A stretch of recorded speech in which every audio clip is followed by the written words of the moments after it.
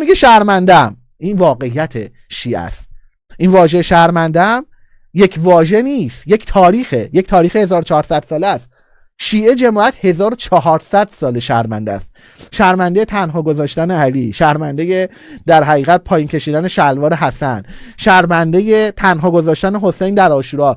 شما 1400 سال شرمنده. شرمنده برای تو یک واژه نیست، برای تو یک خاطره است، برای تو یک تاریخه، برای تو هویته.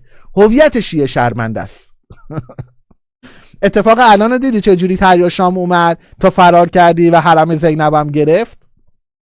اگه حرم زینبت الان سالمه زیر بلیت یاران معاویه است. همون هواداران معاویه بهت حال دادن حرم زینبت، لیکن اگر اونا بخوان که حرم زینبت هم خراب میکنن. اگر حرم زینبت پا برجاست تصدق سر معاویه است، یاران معاویه است. برو دست معاویه رو ببوس، برو دست یزید رو ببوس که یاران یزید، یاران معاویه که آقای ابو محمد جولانی باشه بهتون حال داده، نیومده حرم زینب رو خراب کنه. این واقعیت میدانی است. این